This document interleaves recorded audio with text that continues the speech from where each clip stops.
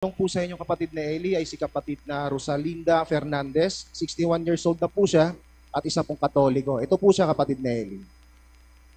Magtatanong lang po ako, mayroon po bang Diyos?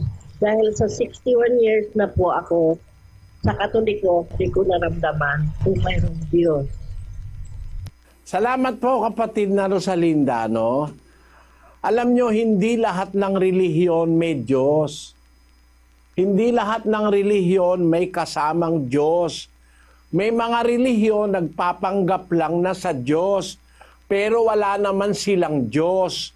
1:16 ng Tito, basahin natin sa Cebuano. Nagasugid sila nga nakaila sila sa Diyos. Apan sa ilang mga buhat, ginalimod siya nila. Sanglit, mga makaluod sila ug mga dili masunulondon. Ug alang sa tanang maayong buhat, sila dunot ug kasing-kasing. Ayon. They profess that they know God, but in works they deny Him, being abominable and disobedient, and unto every good work reprobate. Basahin natin sa Tagalog, kapatid na Daniel.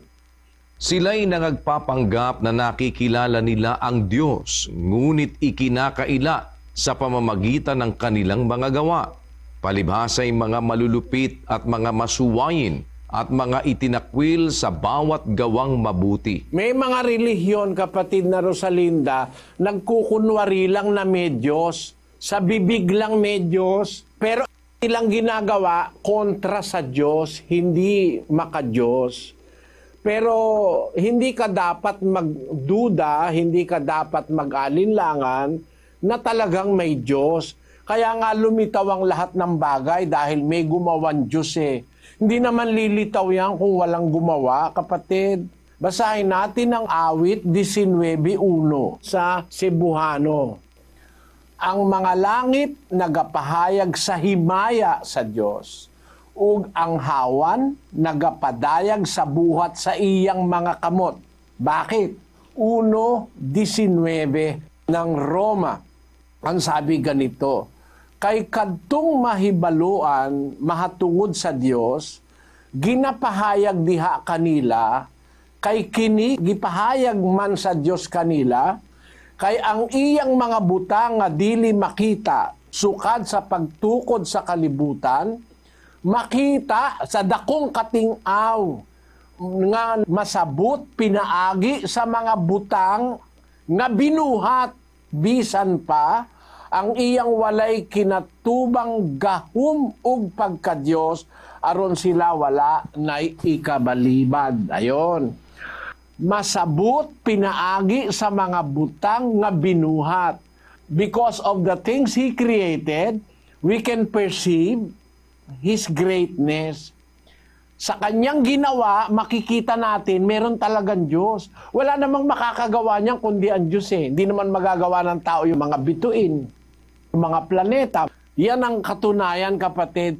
Yung mga ginawa ng Diyos, yan ang patunay na mayroon Diyos. Kaya lang, yung Diyos na yon hindi kilala ng lahat ng mga relihiyon. Nagsasabi lang sila na meron silang Diyos, pero wala kang maramdamang Diyos sa kanilang buhay. Pero sa tunay na relihiyon, makakaramdam ka ng Diyos. 4:16 ng unang Juan, kapatid na Daniel. At ating nakilala at ating sinampalatayanan ang pag-ibig ng Diyos sa atin. Ang Diyos ay pag-ibig, at ang nananahan sa pag-ibig ay nananahan sa Diyos, at ang Diyos ay nananahan sa Kaniya. Cebuano ang sabi, ug kita nakaila, ug mituo sa gugma sa Diyos alang kanato. Ang Diyos mao ang gugma, ug ang magapabilin sa gugma, magapabilin sa Diyos. Ug ang Diyos magapabilin diha kaniya. Sa 8, ang walay pahigugma, wala makaila sa Diyos. Kaya ang Diyos mao ang gugma.